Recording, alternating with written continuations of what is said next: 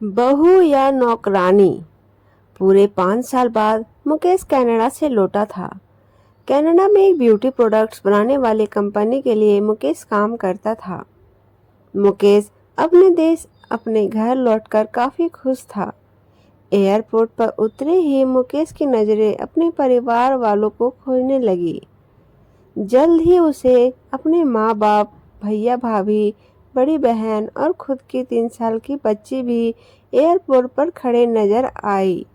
लेकिन उसकी नजरें शोभा को खोज रही थी। वो सोचने लगा, ये शोभा मुझसे मिलने आई क्यों नहीं, और ऊपर से उसने हमारी छोटी सी बच्ची को भी यहाँ भेज दिया। मुकेश एयरपोर्ट पर सबसे हंसी खुशी मिला। फिर उसने शोभा के बारे में पूछा तो उसकी दीदी बोल पड़ी, भाई वो घर पर ही है, तुम्हारे लिए खाना तैयार कर रही है।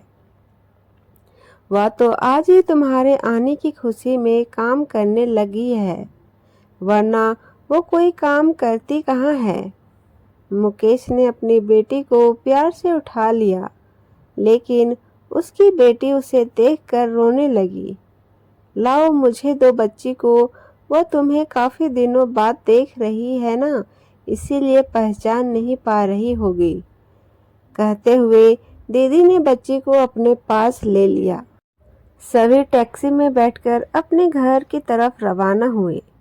मुकेश अपने परिवार से मिलकर खुश था, लेकिन शोभा उसे एयरपोर्ट पर मिलने नहीं आई। ये बात उसे काफी परेशान कर रही थी।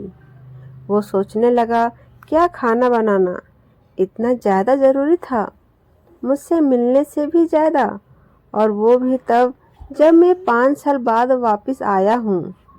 इन्हीं ख्यालों में घर तक का आधा रास्ता बीत गया। अब उसकी बच्ची उसे देखकर रो नहीं रही थी, इसीलिए मुकेश उसके साथ खेलने लगा। बाकी का आधा रास्ता भी खत्म हुआ और सब घर पहुंच गए। गाड़ी की आवाज़ सुन शोभा बालकनी में आकर खड़ी हो गई और मुकेश की तरफ देखने लगी। मुकेश भी जैसे ही गाड़ी से उतरा, उसने पहले दरवाजे की तरफ और बाद में बालकनी की तरफ नजरें घुमाई, जैसे वह शोभा को ही देखना चाहता हो। मुकेश से नजरें मिलते ही शोभा के चेहरे पे मुस्कान झलक पड़ी। मुकेश भी उसे देखकर हल्के से मुस्कुरा दिया। सभी घर के अंदर गए। शोभा सबके लिए पानी लेकर आई और सभी को पानी देने के बाद फिर से किचन में चली गई चाय बनाने के लिए। थोड़ी देर तक सभी परिवार वालों से बातें करने के बाद मुकेश शोभा को बुलाने लगा। माँ ने उसे बीच में टोकते हुए कहा, रहने दो उसे किचन में, थोड़ा काम करने दो, दो बाद अपने आप आ जाएगी। तुम बैठो यहाँ पर मेरे पास, वैसे भी वो कहाँ ज़्यादा काम करती है। मुकेश यही बात दूसरी बार शोभा के बारे में सुन रहा था। अब उसने सोचा कि मेरे परिवार वाले मुझसे झूठ थोड़ी बोलेंगे। हर दिन नहीं होता होगा उसको इतना काम, आज थोड़ा सा है, करने देते हैं, मैं बाद में उससे बात कर लूँगा। मुकेश अपने परिवार वालों से बातचीत में मगन हो गया। एक के बाद एक रिश्तेदार और पड़ोसी मुकेश को मिलने आते रहे और शोभा को किचन से बाहर निकलने का समय ही नहीं मिला। सभी के लिए चाय बनाना, नाश्ता बनाना, यही करते करते शाम हो गई। शाम होते ही अकेली शोभा इस बड़े से परिवार का खाना बनाने में जुट गई। 2 घंटे बाद सभी परिवार वाले खाना खाने के लिए डाइनिंग टेबल पर बैठे थे, सिवाय शोभा के। मुकेश चाहता था कि शोभा भी उसके साथ बैठकर खाना खाए, लेकिन फिर माँ ने कहा, अगर वह भी खाना खाने बैठ जाएगी तो सबको परोसेगा कौन। सभी के खाना खाने के बाद शोभा ने अकेले खाना खाया। रात को सोने के वक्त मुकेश और शोभा अच्छे से मिल पाए। मुकेश शोभा के साथ काफ़ी बातें करने चाहता था, लेकिन वह उसके चेहरे पे थकान और नींद अच्छे से देख सकता था। इसीलिए उसने शोभा को परेशान ना करने का फैसला किया और उसे सोने दिया। शोभा सोने ही वाली थी कि उसकी छोटी बच्ची रोने लगी, तो शोभा तुरंत उठकर उसे दूध पिलाने के लिए चली गई। मुकेश कब सो गया उसे पता ही नहीं चला। जब सुबह बच्चे की रोने की आवाज़ आने लगी तो मुकेश उठा और शोभा को फुकराने लगा। जब शोभा पास नहीं दिखी तो उसने बच्ची को चुप कराया और फिर से सुला दिया। मुकेश बाद में शोभा को देखने लगा तो शोभा उसे फिर से किचन में मिली, जो सुबह सुबह ही जल्दी उठकर घर वालों के लिए चाय नाश्ते की तैयारियों में लग गई थी। अब मुकेश सोचने लगा, माँ और दीदी तो कहती थी कि शोभा ज़्यादा काम नहीं करती, लेकिन जो मैं देख रहा हूँ वो तो कुछ और ही है। मुकेश अब सब समझ गया था और वो अपनी माँ को ऐसा नहीं बोल सकता था कि शोभा से ज़्यादा काम ना कराया करो। इसीलिए अब उसने खुद ही शोभा की मदद करना शुरू कर दिया था। मुकेश के हाथ बटाने से शोभा को थोड़ा अच्छा लगने लगा था। पहले जहाँ उसका चेहरा थकान से उतरा रहता था, अब उस पर थोड़ा चमक आने लगी थी। मुकेश ने कुछ दिनों में ही ये महसूस कर लिया था कि शोभा अब वो शोभा नहीं रही थी जिसे मुकेश शादी करके लाया था। वो तो कोई और थी, जो तोते की तरह बोलती थी, और ये शोभा तो बिल्कुल चुप है, गुमसुम है। ऐसा लगता है जैसे किसी के दबाव में हो, किसी डर की वजह से सहमी हुई हो। मुकेश शोभा को उसके काम में और ज़्यादा मदद करने लगा। मुकेश का ऐसा व्यवहार अब घर वालों को खटकने लगा। घर के सभी बड़ों ने मिलकर मुकेश को समझाया, तुम अपनी बीवी की मदद करते हो, उससे हमें कोई एतराज़ नहीं, लेकिन तुम्हें भी एक हद तक ही ऐसा करना चाहिए। जब तक कोई तुम्हें ऐसा करता ना देख रहा हो तब तक सब ठीक है, लेकिन जब कोई तुम्हें बीवी के होते हुए बर्तन धोते देखे तो वो अच्छा थोड़े ही लगता है।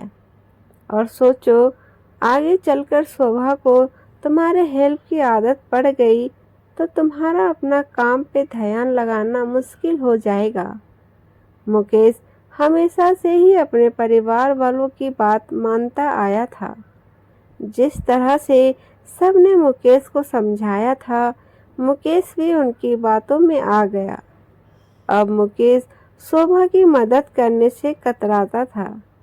कभी कभार वह बच्ची के लिए दूध गर्म कर लिया करता था, उससे ज़्यादा कुछ नहीं। घर वालों ने मुकेश को विदेश जाने से मना कर दिया और कहा कि यहीं पे कुछ काम कर लो।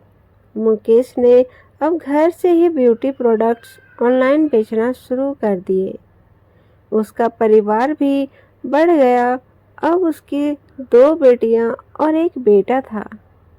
दोनों बेटियां स्कूल जाने लगी थी, लेकिन बेटा अभी भी छोटा था। जितना मुकेश कमाता था उतना सबके लिए काफ़ी ना था।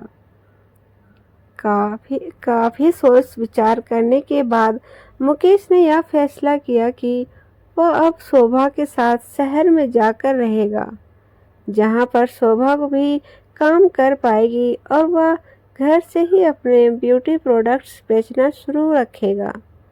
इसी तरह से वे अपने पैसों की तंगी को पूरा करेंगे। परिवार वालों ने भी मुकेश को इजाज़त दे दी।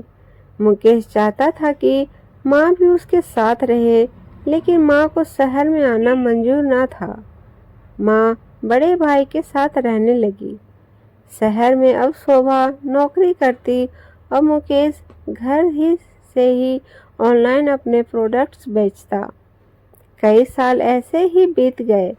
शोभा घर का काम और बाद में बाहर का काम करके पहले से भी ज़्यादा थके थके रहने लगी। परिवार वालों के मुकेश के दिमाग में डाली बातें अभी भी उस पर असर करती थी। वह यहाँ पर भी शोभा का हाथ न बटाया करता। मुकेश अब दिन रात अपने प्रोडक्ट्स बेचने में ही मसरूफ़ रहता। कभी कभी शोभा उससे कहती कि मुझे अच्छा नहीं महसूस हो रहा है, मुझे डॉक्टर के पास ले चलो। वो हाँ कर देता, लेकिन अपने काम में इतना खो जाता कि कभी उसको डॉक्टर के पास ले ही नहीं जाता।